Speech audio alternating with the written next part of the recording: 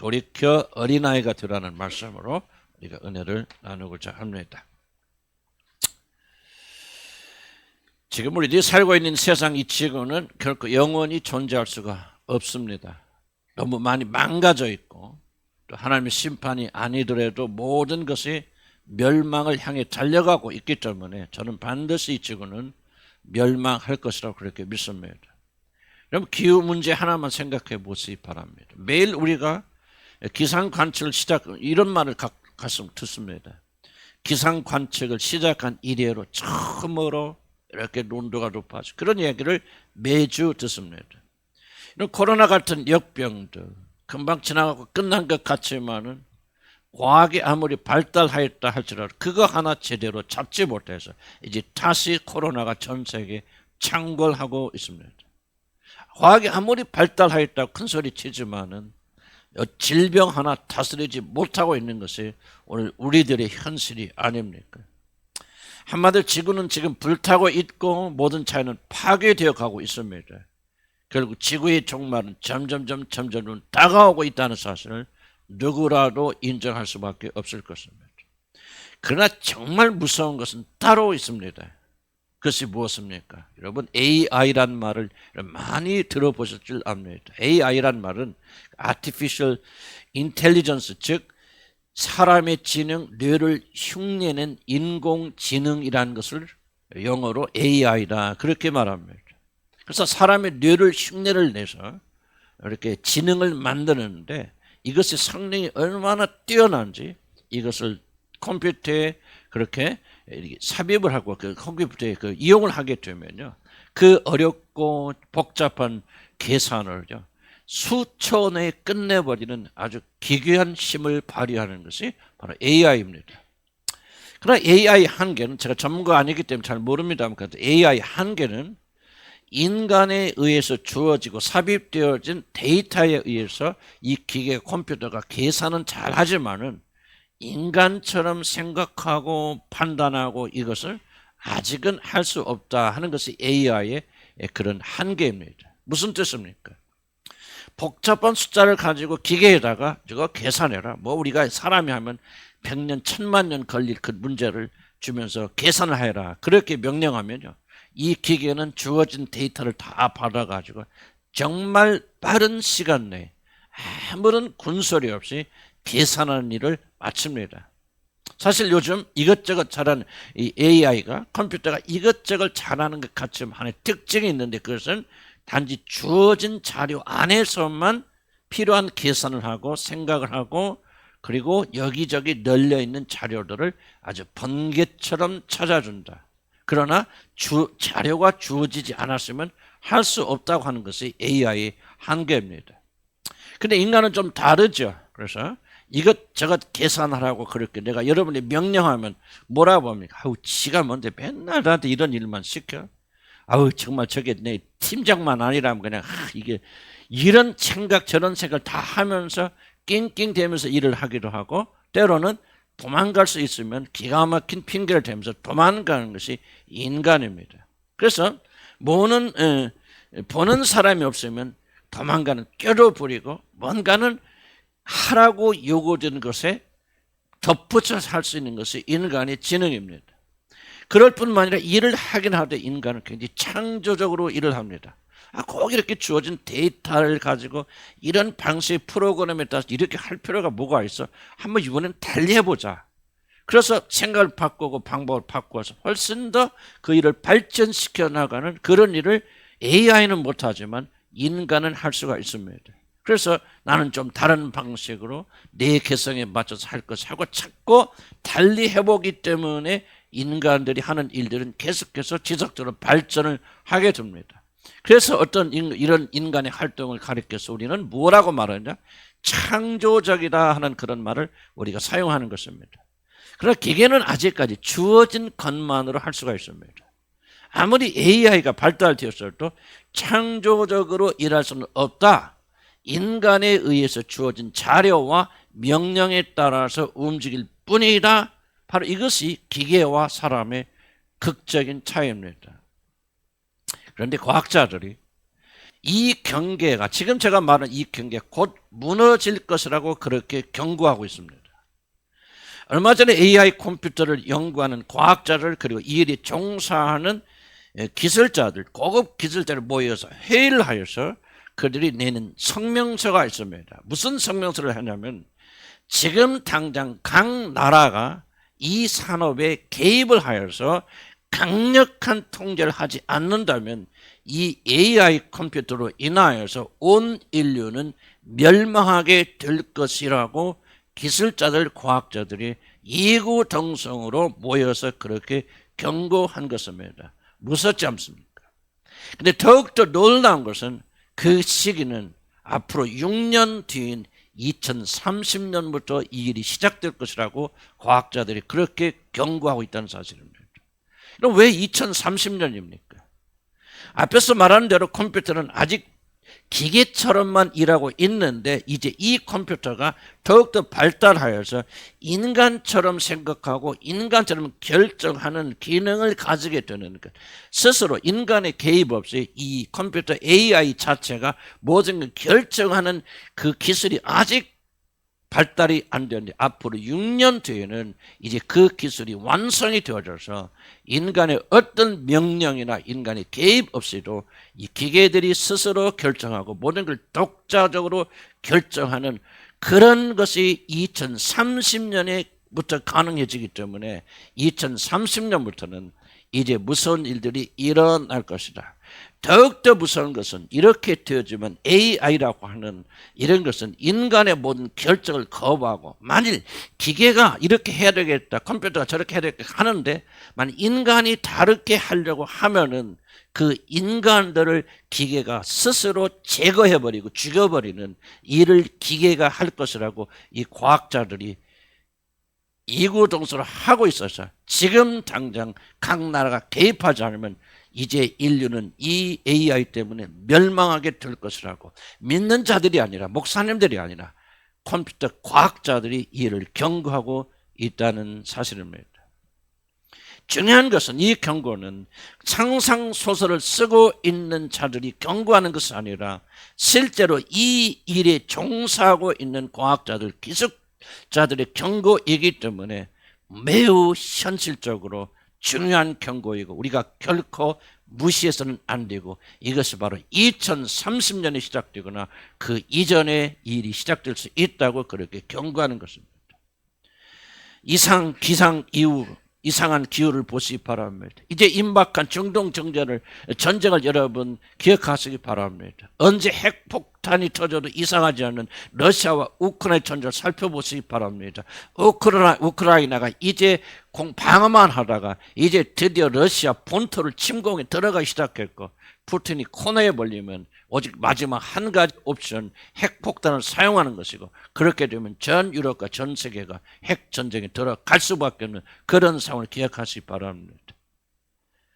여기에다가 정말 가장 충격적인 것은 제가 앞에서 말했던 AI의 인간 지배 그 어떤 것을 보더라도 지구의 멸망이 다가오고 있다는 사실을 결코 조그만 상식을 가지고 있는 사람이라도 믿음이 없고 예수를 믿는 사람이 아니더라도 조그만 세계의 상식이 있는 자들, 과학의 상식이 있는 자들은 이구동성으로 이 지구는 몇십 년 안에 반드시 멸망할 것이라고 그렇게 말하고 있는 것입니다. 그럼 이러한 시기에 우리 그리스도인들이 정말 심각하게 던진 질문이 무엇입니까? 많은 목사님들이 실수하고 실패하는 것이 무엇입니까? 어떻게 하여 우리들이 이 이상 기후를 통제를 하고 AI가 무섭게 변하는 것을 막기 위해서 정말 우리가 연합해야 되고 하나가 되고 모든 국가들이 협력해야 된다. 그래서 이렇게 이 지구를 다시 회복하여서 행복한 것으로 만들 수 있을까? 이것을 생각한다면 전혀 방향을 잘못 잡은 것입니다. 아닙니다.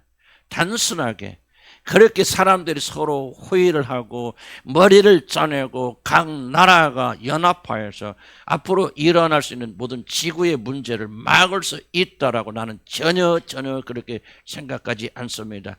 절대로 이러한 일은 일어나지 않을 것입니다. 왜 그런가 제가 하나의 증거를 말씀드리겠습니다.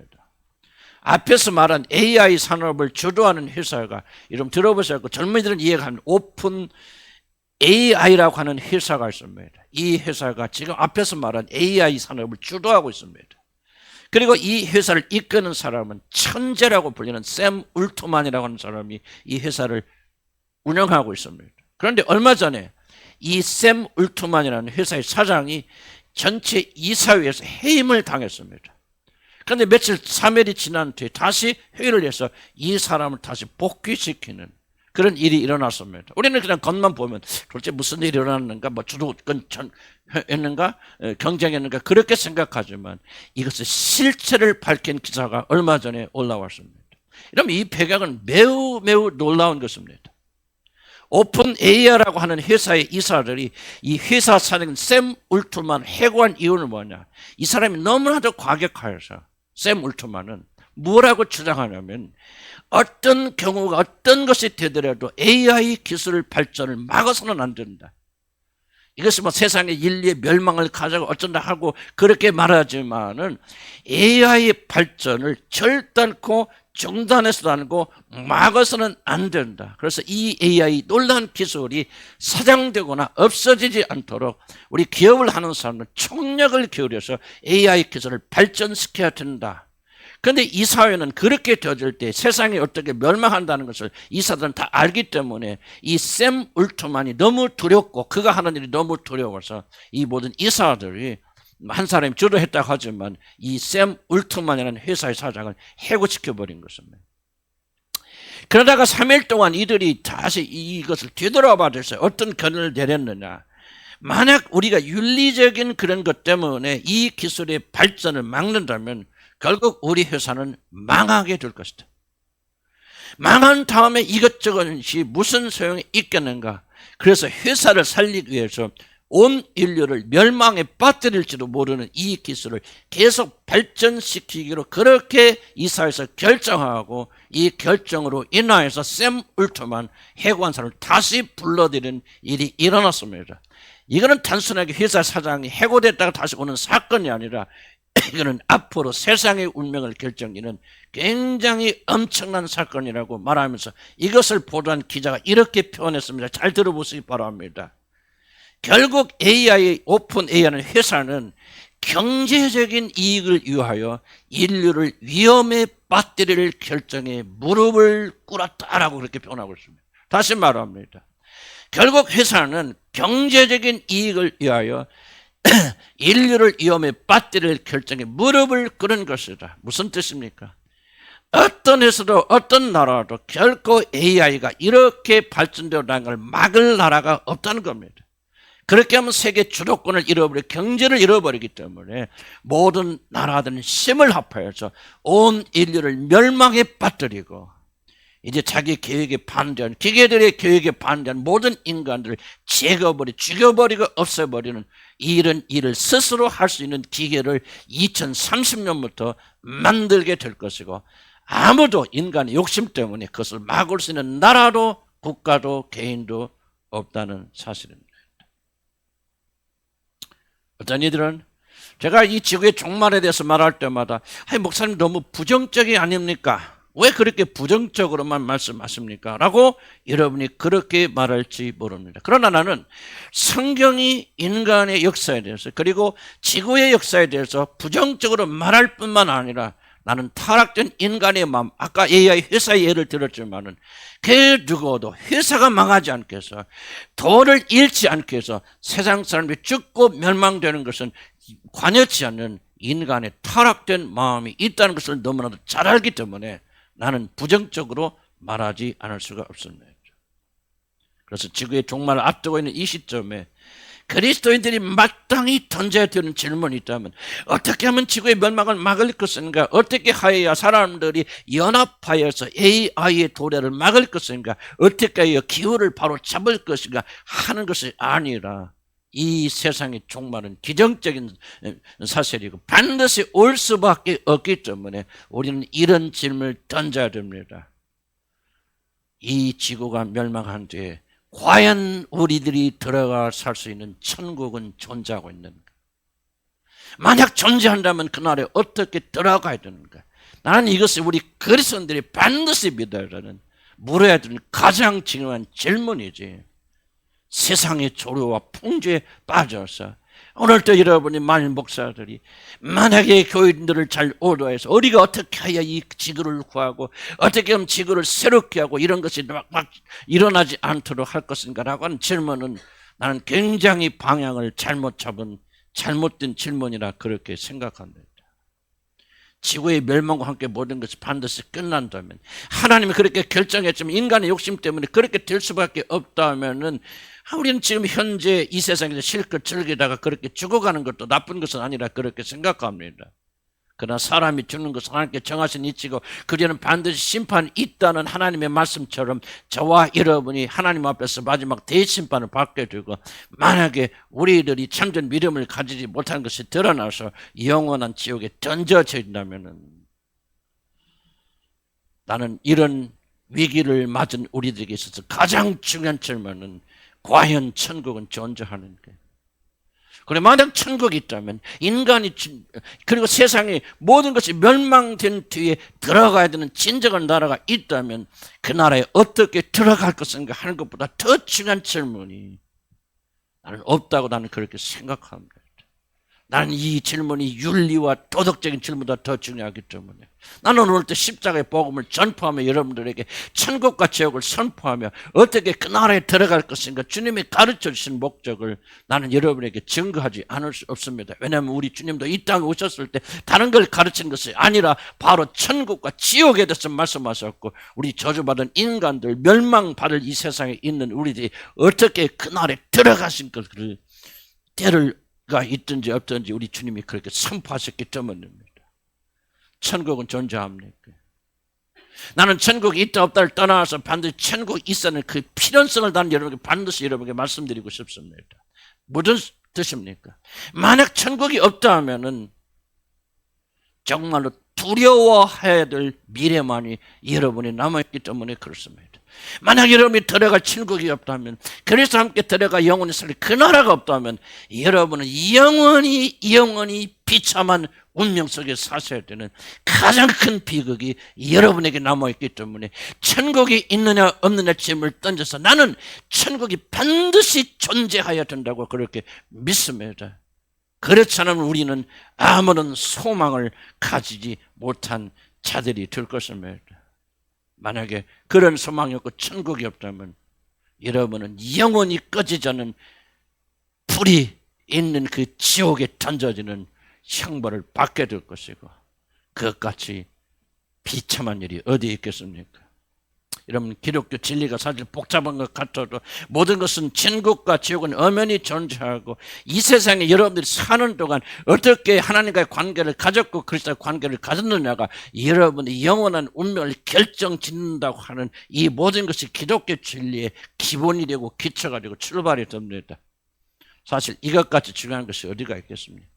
천국과 지옥이 없다면 왜 우리가 하나님을 믿어야 될 필요가 있습니까? 하나님의 영원한 대심판이 없고 하나님의 정죄가 없고 저주가 없다면 왜 우리들이 이렇게 어렵게 예수를 믿어야 되겠습니까?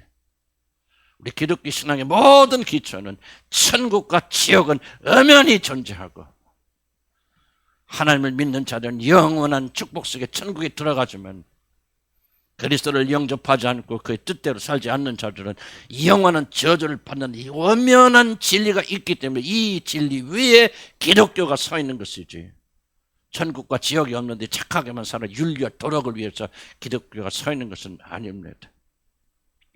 여러분, 생각해 보시기 바랍니다. 지옥에 가는 사람이 이 세상에 사는 동안 아무리 착하게 산다 한들 그것이 무슨 의미가 있겠습니까? 우리의 영원한 운명을 바로 잡아주지 못한 종교라면 그 종교가 무슨 소용이 있겠습니까?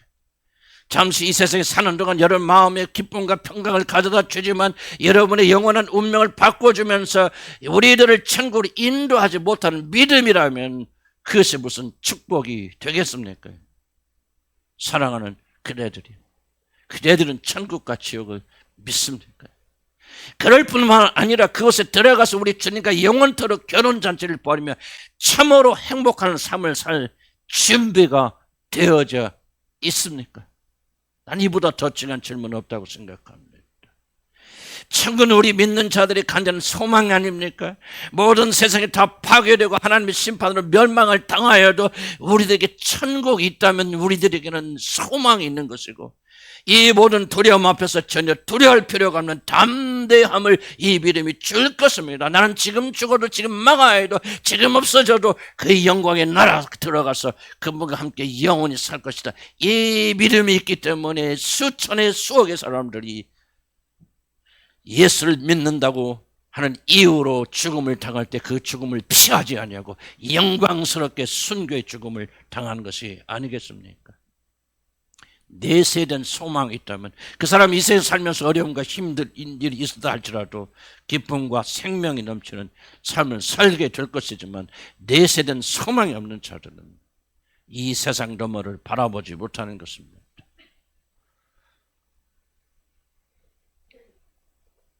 천국을 믿는 자들과 교회는 다들 천국을 믿지 않는 자들은 하늘과 땅 사이에 차이가 있습니다. 나는 지금 죽어도 천국에 들어갈 확신이 있는 자들과 그렇지 못하고 왔다 갔다 하는 자들의 삶은 하늘과 땅 차이가 있습니다. 우리는 반드시 천국의 존재를 믿어야 되고 그리고 그날에 반드시 들어가야 되는데 이것이 나는 교회 다니는 어떻게 생각하면 유일한 목적이고 물론 하나님 편으로 하나님께 영광을 돌린다. 달리 표현할 수 있다. 우리 편으로 본다면 이것까지 더 중요한 문제가 어디에 있을까? 난 다시 한번 생각해 봅니다. 그렇다면 오늘 어떻게 그날에 들어갈 수 있습니까? 이게 오늘 이 설교를 하기 위해서 내가 앞에서 장대한 그런 도입부를 말씀드린 것입니다. 어떻게 하면 여러분 그날에 들어갈 수 있습니까? 오늘 주님은 여러분에게 어떻게 하여 그날에 들어갈 수 있다고 말합니까? 먼저 돌이키라 그렇게 말씀하십니다. 천국의 소망을 가지고 이 세상에 어떤 일이 일어나도 멸망당하지 않고 그 영광의 나라에 들어가려면 그 무엇보다도 여러분 돌이켜야 됩니다. 돌이키지 않으면 결단코 여러분 그날에 들어갈 수 없습니다. 돌이킨다는 말은 방향을 바꾼다 그런 뜻입니다. 지금까지 내가 걷고 있던 길에서 방향을 확 틀어서 올바른 길로 방향을 전환한다 하는 말이 돌이킨다는 말입니다. 이런 잘못된 길을 가고 있는 사람이 방향을 바꾸지 않고서는 올바른 길로 들어갈 수가 없습니다. 올바로 가려면 먼저 잘못 가고 있는 길에서 여러분 반드시 뒤돌아서야 됩니다. 잘못 가고 있는 길을 멈춰야 됩니다. 고속도로 입구에 가면 때로는요 이게 좀 방향이 좀 애매모호합니다. 그래서 부산을 가야 하는 사람이 잘못해서 서울 쪽으로 진입해서 달려가고 있다면은 그가 가던 길을 멈추고 다시 돌아오지 않고서는 올바른 길로 갈 수 있는 방법이 없습니다. 반드시 돌이켜야 됩니다. 그럼 오늘날 교회의 문제, 믿는 자들의 문제가 무엇이라고 생각하십니까? 왜 교인들은 많은데 교회 다니는 사람들은 많은데 천국에 들어가는 자들이 그렇게 적습니까? 그 이유는 돌이키지 않고 천국에 들어가려고 하기 때문에 그렇습니다. 마음은 여전히 세상에 있으면서 세상의 모든 것들을 사랑하면서 천국으로만 가려고 그럽니다. 세상에서 많은 걸 다 누리고 먹고 마시고 세상을 즐거워하고 세상을 짝하면서 이제 죽어서는 더 좋은 곳으로 이사 가려고 합니다. 그래서 한국의 교회가 타락하는 것이고 그래서 많은 자들이 교회는 다니지만 결국 지옥에 가게 되는 것이 아니겠습니까? 천국에 들어가려면 주님 뭐라고 말합니까? 돌이켜. 멸망당할 세상에 마음을 두지 말아야 한다. 우리는 이 세상에 잠시 사는 것이다. 나그네처럼 살아야 된다. 이 세상을 향했던 모든 것을 방향을 전환해서 천국으로 하나님을 향해서 너희 모든 마음을 틀지 아니하면 너희는 결단코 그날에 들어가지 못하리라 그렇게 말씀하신 것입니다. 세상의 모든 것들은 금방 없어질 것입니다. 소멸될 것입니다. 사도 베드로가 이렇게 말하지 않습니까? 베드로서 3장 7절에 이렇게 말합니다. 사실 하늘과 땅은 지금도 하나님의 같은 말씀에 의해서 그대로 보존되어 있습니다. 그러나 하늘과 땅은 하나님을 배반하는 자들이 멸망당할 심판의 날까지 보존되었다가 다 불에 타버리고 말 것이라고 베드로서는 말하고 있습니다. 우리 눈에 보이는 이 세상, 지금 살고 있는 이 세상은 반드시 다 불에 다 없어져 버리고 말 것입니다. 그러니 세상에 미련을 가지지 말라 그 말입니다. 세상 때문에 울고 불고 하지 말라 그 말입니다. 다 불에 타 없어지고 아무것도 아닌 것이 될 것을 위하여서 생명을 내어주지 말라. 그것 때문에 울고 불고 하지 말라. 그것 때문에 애타지 말라. 그런 뜻입니다.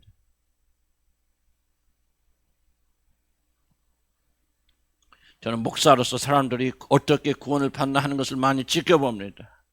그런데 그들을 잘 살펴보면, 구원받은 자들을 유심히 살펴보면 한결같은 공통점이 있다는 사실을 저는 알게 되었습니다. 그래서 뭐냐, 구원받는 자들이 어려움을 겪고 고난을 겪으면서 세상에는 소망이 아무것도 없다는 사실을 발견할 때 그들이 하나님께 돌아온다는 사실입니다. 편할 때, 행복할 때, 세상에 미련을 가질 때, 세상의 것이 좋을 때 나는 하나님께 돌아오는 자를 단 한 명도 보지 못하였습니다. 많은 돈을 벌어봐도 모든 것이 공허합니다. 남편의 사랑을 깊이 받아도 내 마음은 공허합니다. 이 세상에서 가장 높은 자리에 앉아 올라가 보고 자신이 하고 싶은 일 다 해보아도 모든 것이 헛되고 헛되다는 것을 발견하고 마음은 깊은 공허에 빠집니다. 내가 기대고 믿던 이 세상에는 나의 마음에 채워주고 나의 마음을 만족시켜줄 것이 없구나. 사람들은 그때 비로소 정신이 들어서 하나님께 나옵니다.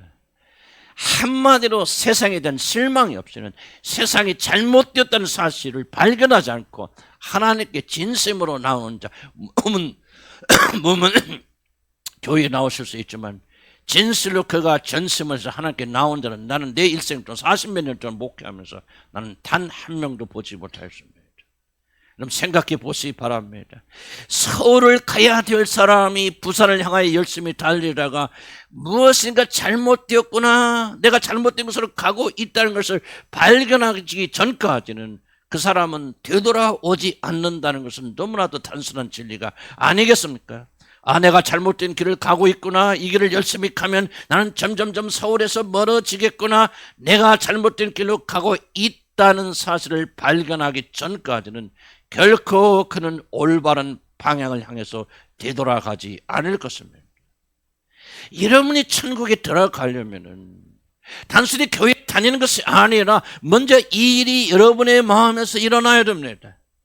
이 길을 가면 행복할 것이라고 믿고 달려왔던 길들, 이것을 가지면, 이것을 성취하면 만족할 것이고 기뻐할 것이라 믿고 그것을 의지하며 살아왔던 나의 삶이 무엇인가 대단히 잘못되었구나, 이 길이 아니었구나, 이것이 나에게 참된 만족과 행복을 가져다 주는 그런 길이 아니었구나, 내가 지금까지 속아 살아왔구나, 마음의 중심에 이런 깨달음이 오지 않으면 그 사람은 결단코 천국을 향하여 그 마음을 돌이킬 수가 없고, 오늘 이 자리에 여러분이 앉아 계셔도 만약 여러분의 마음의 중심 속에 뭔가 세상을 향하는 이것이 잘못되었구나, 내가 잘못된 방향으로 가고 있구나, 이것은 멸망의 길이구나 하는 것을 마음의 중심으로 깨닫지 못한다면 여러분 결단코 돌이켜 하나님께로 돌아오는 일은 일어나지 않을 것입니다.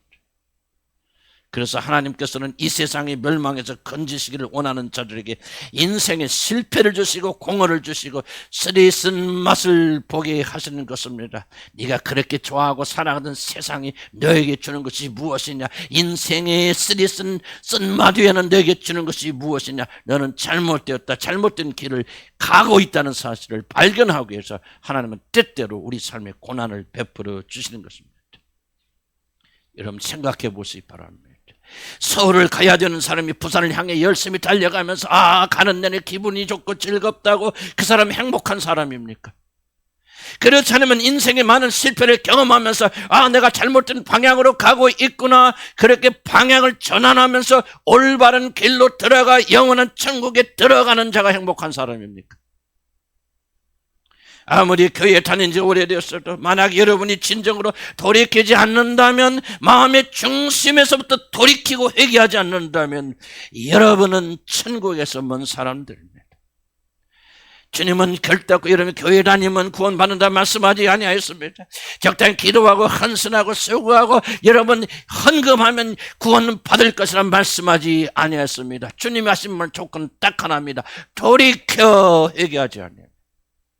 돌이켜 믿지 아니하면, 돌이켜 어린아이처럼 받들지 아니하면 너희들은 결단코 그날에 들어가지 못하리라고 어떻게 보면 매정스럽게 주님은 그렇게 잘라 말씀하셨습니다. 주님은 말씀하십니다. 돌이키라. 돌이켜 방향을 바꾸어라. 교회만 다니지 말고, 교회만 찬석하지 말고 삶의 방향을 바꾸어라. 너는 지금 잘못된 것으로 가고 있다. 멸망의 장소로 가고 있다. 멈춰라. 거기서 돌아서라. 그리고 내게 나오라고 그렇게 말씀하시는 것이고, 그러한 자들만이 천국에 들어갈 수 있을 것입니다. 이제 주님은 돌이킨 자들에게 어린아이같이 되라 그렇게 말씀하십니다.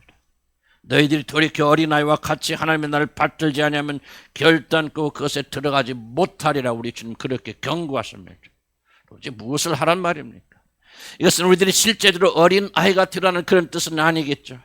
뭐 그렇게 될 수가 없습니다. 니고데모라고 하는 유대인의 유명한 학자로 이 말을 오해해서 아니 사람이 어떻게 어머니 뱃속에 들어서 다시 응애하고 태어날 수 있단 말입니까? 라고 하면서 어린아이가 된다는 말을 오해하였는데, 돌이켜 어린아이가 된다는 말은 그런 뜻이 아니라 방향을 바꿔 어린아이처럼 하나님의 나라를 사모하는 사람이 되지 않는다면 그 사람은 결단코 그 나라에 들어가지 못할 것이다. 주님이 그렇게 말씀하십니다.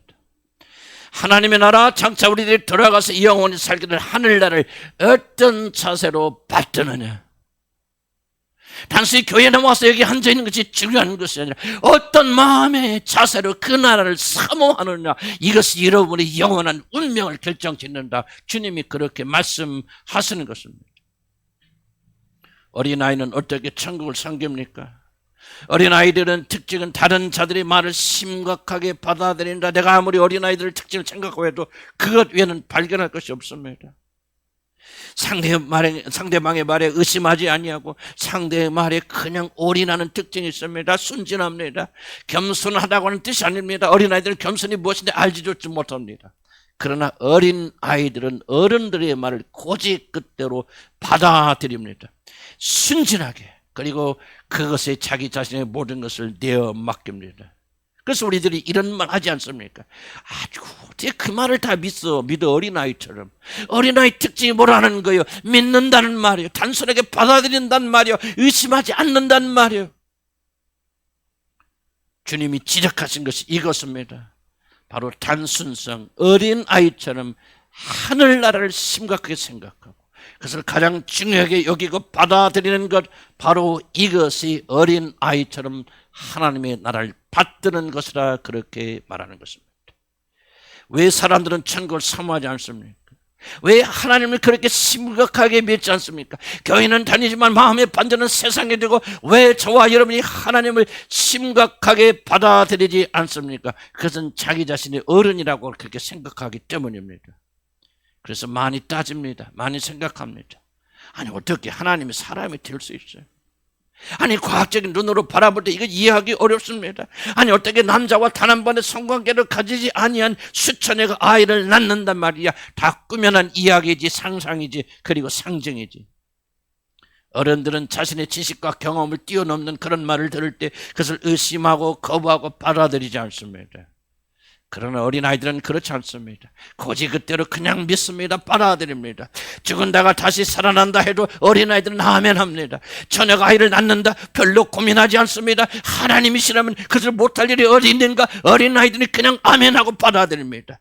예수께서 십자가에 달려 죽으셨는데 그가 나의 죄가, 그것을 믿는 자들이 죄가 다 용서받는다. 그가 죽었는데 내 죄가 사라져버렸다. 어른들은 어떻게 그럴 수 있습니까? 내 죄는 내가 갚아야죠. 어른스럽게 생각하지만 어린아이들은 그 말을 받아들이는데 아무런 고민이 없습니다. 그냥 그렇다니 그런 줄 믿고 감사하고 즐거워하고 행복합니다. 내 죄가 용서되었구나, 없어졌구나, 통해서 서감한 것이 사라져버렸구나. 어린아이들은 기뻐합니다.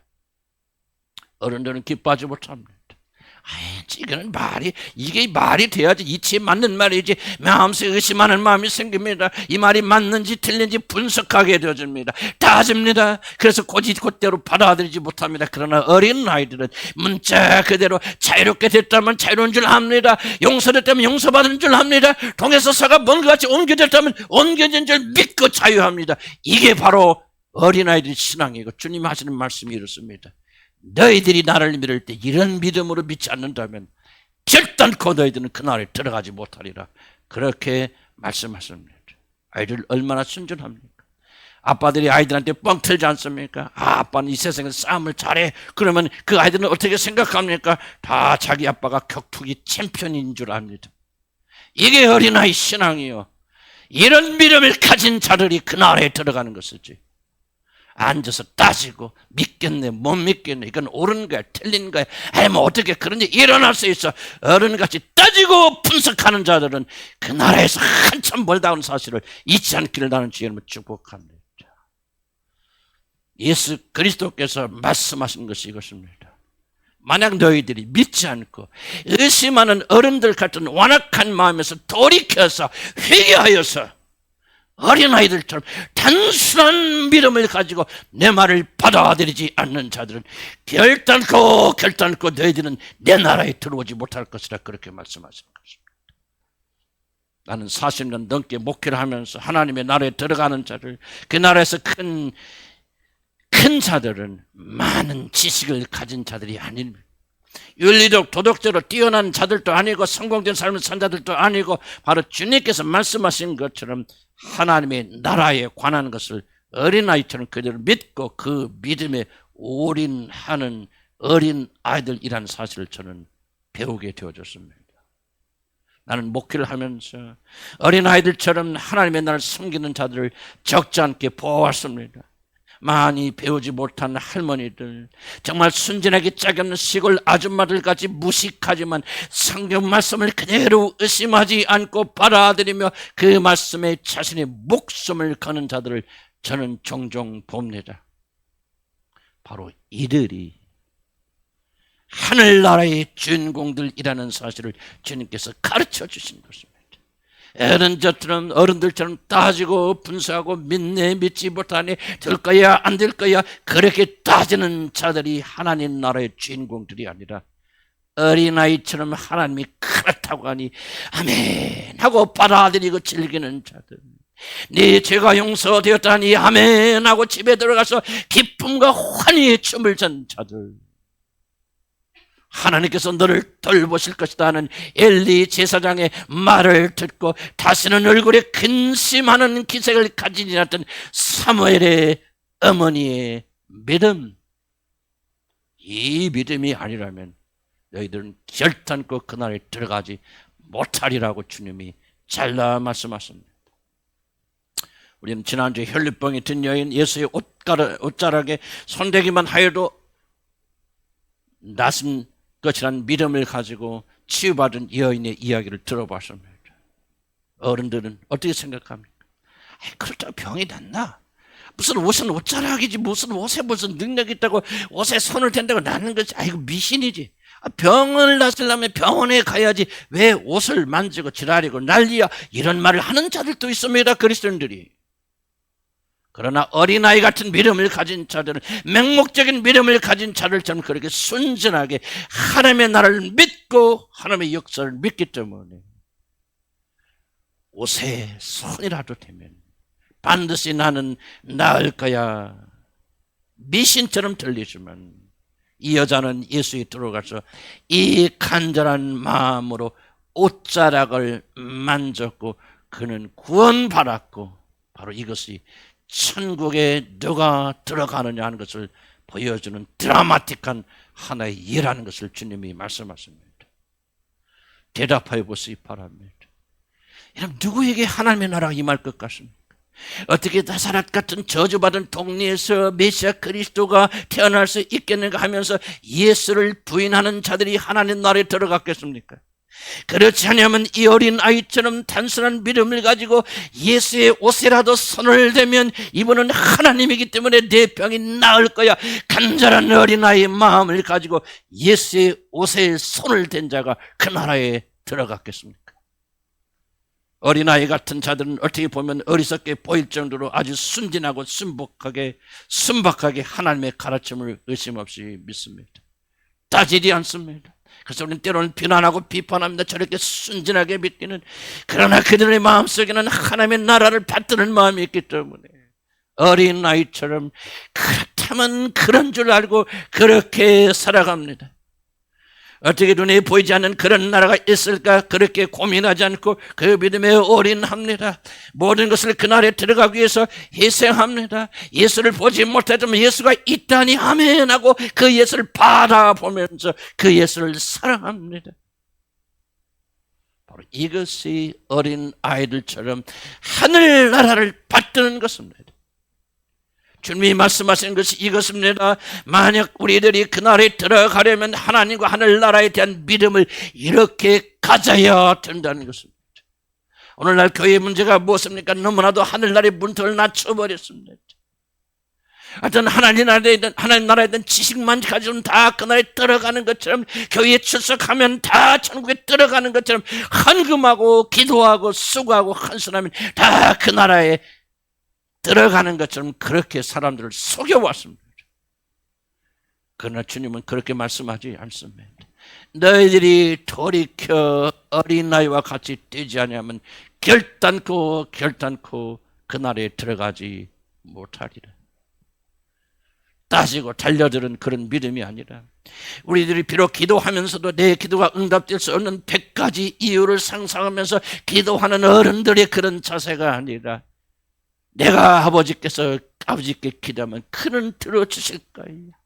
애심 없이 하나님 앞에 아뢰고 그리고 평강과 평화를 누리는 단순한 믿음을 가진 자들이 그 나라의 주인공이 될 것을 오늘 주님께서 말씀하신다는 사실을 잊지 않기를 나는 주의 이름으로 간절히 축복합니다.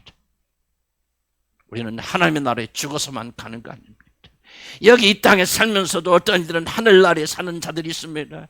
그러나 어떤 이들은 교회에 다니면서도 여전히 지옥에 들어가 있는 자들이 있습니다. 무엇이 다릅니까? 어떤 이들은 어른처럼 의심하고 믿지 않지만, 어떤 이들은 어린 아이처럼 하나님의 말씀을 곧대로 믿고 거기에 올인하기 때문에 살아생전에도 하나님의 나라를 그들이 맛보고 있는 것입니다.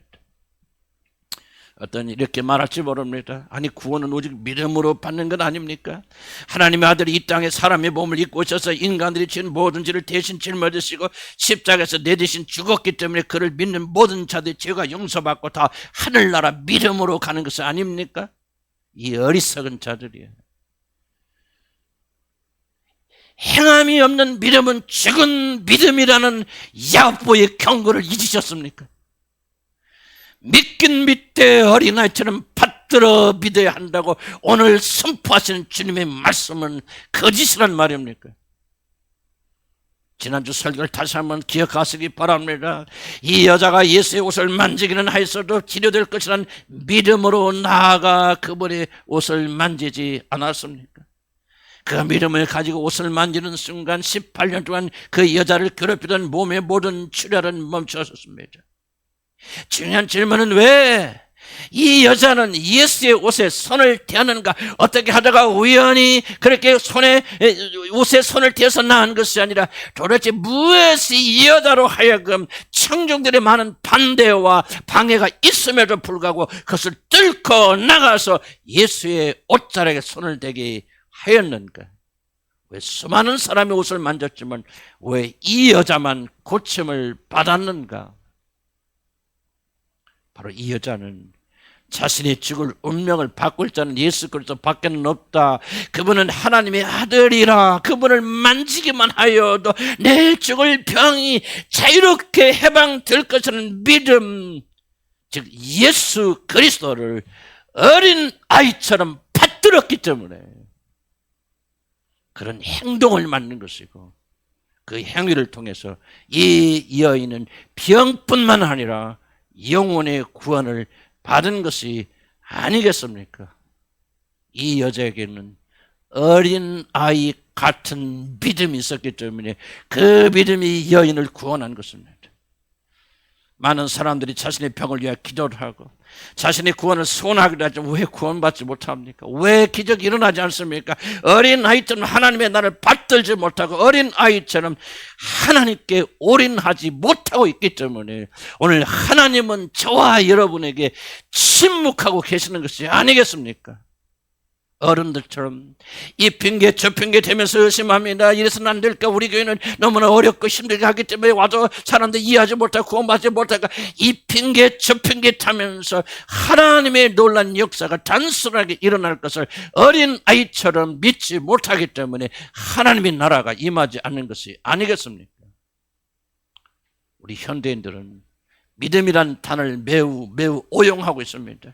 사실 현대인은 나는 너를 믿는다 이 말같이 공허한 말이 어디가 있습니까? 솔직히 말해서 현대인들이 나는 하나님을 믿는다 그렇게 말할 때 나는 하나님에 대해서 가끔 본다라고 하는 이상의 의미를 가지고 있지 않습니다. 그러나 고대인들이 내가 믿는다라고 말했을 때 그들의 말은 거기에 자신의 목숨을 건다라고 하는 그런 의미를 가지고 있는 것입니다. 아브라함이 하나님을 믿으니 그 믿음을 보시고 그를 어렵다고 여기셨다고 했을 때 아브라함이 단지 하나님에 대해서 가끔 생각해본다, 하나님에 대한 인식이 있다, 하나님에 대한 지식이 있다, 그 말을 하고 있는 것이 아닙니다. 그가 하나님을 믿는다고 말할 때 그는 100세가 되었고 자기 자신의 와이프가 여러분 90세가 된 할머니 되었지만 그는 하나님께서 그런 자를 통해서 아이를 주시겠다고 하니 애신치 하냐고 그 사실을 받아들여서 결국 100살의 아이를 낳는 기적을 만든 이 믿음이 있으니 그 믿음을 보시고 하나님이 그를 어렵다고 칭해 준 것은 아니겠습니까? 하나님께 이삭을 제물로 바칠 때 나는 믿기는 믿지만 이렇게 어려운 것을 어떻게 우리가 들을 수 있겠습니까? 어찌 내게 주신 독자를 죽여서 하나님께 번제로 바친단 말입니까? 나는 그렇게 할 수 없습니까? 이런 불순종하였습니까? 하나님께서 그 명령을 주시자마자 그는 하나님을 믿었기 때문에 애심 없이 새벽 아침에 일찍 일어나서 그 아들을 죽이기 위해서 모리아 산으로 데리고 갔습니까? 우리들은 하나님에 대한 지식과 하나님 나라에 대한 정보를 가짐으로 그 나라에 들어갈 수가 없습니다. 이것은 여러분 믿음이 아닙니다. 그 나라가 존재한다는 것을 의심 없이 믿기 때문에 자기 자신의 모든 걸 희생하고 헌신하고 내려놓을 수 있는 믿음을 가진 자들이 결국 하나님의 나라에 들어가지. 그런 믿음이 없으면서 콩이야 팥이야 하나님 이런 분야 저런 분야 나누고 분석하고 따지고 그래서 하나님의 나라 들어가는 것이 아닙니다. 정보를 가지고 하나님 나라 들어가는 것이 아니라 믿음을 가지고 들어가는 것이요 그 믿음은 살아서 역사하는 힘있고 능력인 것입니다. 부자 청년은 하나님에 대한 지식이 있었고 하늘나라에 대한 정보는 있었지만 그가 가진 재물을 다 팔아 가난한 자에게 나누어주고 그리고 나를 따르라는 주님의 명령을 지킬 수가 없었습니다. 왜? 그에게는 어린 아이처럼 하나님의 나라를 받드는 믿음이 없었기 때문에 그렇습니다. 여러분은 그 나라를 어떻게 받드십니까? 그러한 마음을 가지지 않고서 그 나라에 들어갈 수 있는 사람은 아무도 없습니다. 믿음은 단순한 지식이 아닙니다. 물론 이것은 매우 어려운 일입니다. 인간의 힘으로 할 수 있는 것이 아닙니다. 그래서 이런 말씀을 듣는 대부분의 사람들은 절망할 수밖에 없습니다. 아니 목사님 그렇다면 누가 구원을 받을 수 있단 말입니까? 그렇게 완전해야 돼. 그렇게 완전한 믿음을 가지고 어린아이같이 그렇게 모든 걸 다 내려놓아야 구원을 받을 수 있다면 도대체 누가 구원을 받는단 말입니까? 우리의 구원은 다 껐습니까? 절망할 수가 있습니다. 그렇게 높은 수준을 요구한다면 주님께서 너희들이 돌이켜서 어린 아이들 같이 되었어요. 하나님의 나라를 그렇게 받드는 자가 되지 않으면 결단코 내 나라에 들어오지 못하라 그렇게 말씀하셨다면 도대체 누가 그 나라에 들어간다는 말입니까? 절망할 수밖에 없습니다. 그런데 이 질문은 정확하게 부자 청년이 재물을 뛰어넘지 못하고 하늘나라 문턱에서 되돌아가는 비극을 옆에서 목격한 모든 제자들이 정확하게 동일하게 던진 질문입니다. 주여 그렇다면 누가 하나님의 나라에 들어갈 수 있습니까? 도대체 그렇게 완벽하게 자기 모든 재물을 팔아서 희생하며 하나님의 나라를 위해서 헌신하는 그런 믿음이 없다면, 결코 하나님 나라에 들어가지 못한다면 도대체 누가, 어떤 사람이 그 나라에 들어갈 수 있습니까? 라는 정확하게 동일한 질문은 제자들이 주님께 드린 것입니다. 주님 뭐라고 대답하셨습니까? 주님은 이렇게 답변하십니다. 사람으로서는 불가능하지만 하나님으로서는 할 수 있느니라. 여러분 이 말을 잘 주의 깊게 들으시기 바랍니다. 우리 주님은 기준을 바꾸지 않으셨습니다. 돌이켜 어린아이같이 되지 않으면 결단코 그날에 들어가지 못하리라는 이 기준을 바꾸신 것이 아닙니다. 그 일을 해야만 돼. 너희들은 그렇게 되어야만 돼. 그런 삶을 살아야만 너는 하나님의 나라에 들어갈 있어. 그러나 그건 사람으로 못하는 거야. 하나님이 역사하셔서 너희들을 바꿔주셔야 되고, 그렇게 될 때에 너희들은 그날에 들어갈 수 있다. 주님은 기준을 바꾸지 않으셨다는 사실을 명심하시기 바랍니다. 이 일이 있은 지 얼마 뒤에 우리는 무엇을 봅니까? 요한복음을 통해서 이 부자 청년보다 더 악질이고 더 탐심에 찌들어 있고 더 하늘에서 먼 삭개오라고 하는 세리장이 하나님의 능력에 의해서 순식간에 어린 아이처럼 하늘나라를 받드는 자 같은 놀라운 사실, 우리는 요한복음에서 목격합니다. 하나님께서 세리 삭개오에게 그런 믿음을 주신 것입니다. 이름 잘 기억하시기 바랍니다. 삭개오는 누가 하나님의 나라에 들어갈 수 있는가를 우리에게 정확하게 보여준 모형입니다. 만약 저와 여러분이 삭개오처럼 그렇게 변화되지 않는다면, 그런 마음으로 하나님 나라를 섬기지 않는다면, 여러분 기억하십시오. 저와 여러분은 영원히 그 나라에 들어가지 못할 것입니다. 이것이 주님이 주시는 충격적인 말씀입니다.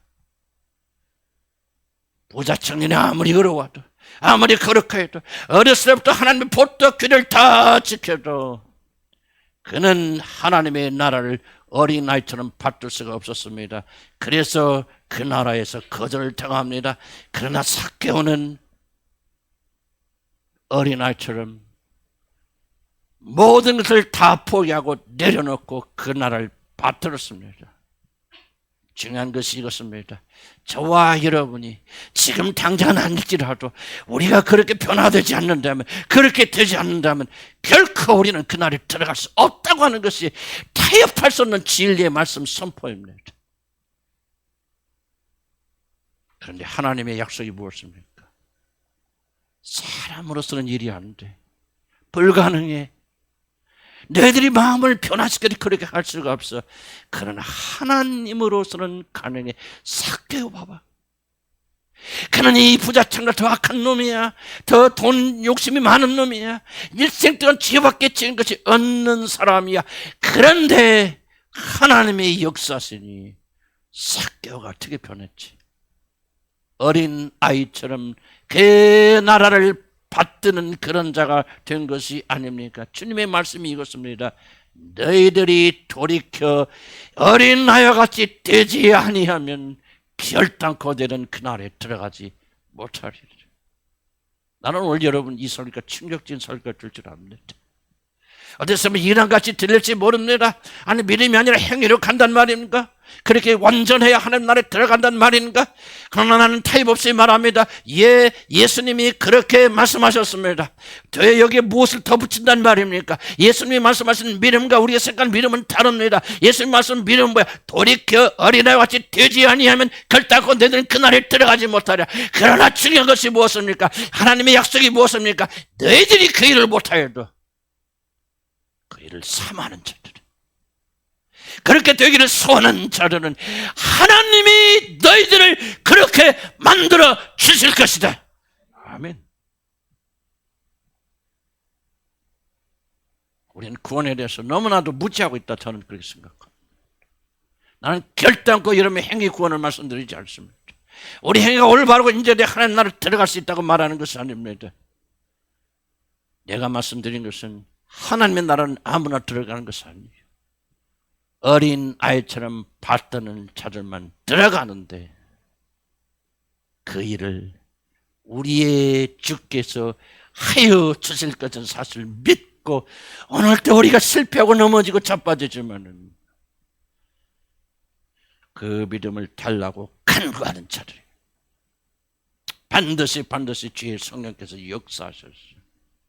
우리를 그 나라에 합당한 사람으로 만들어 갔을 것이죠.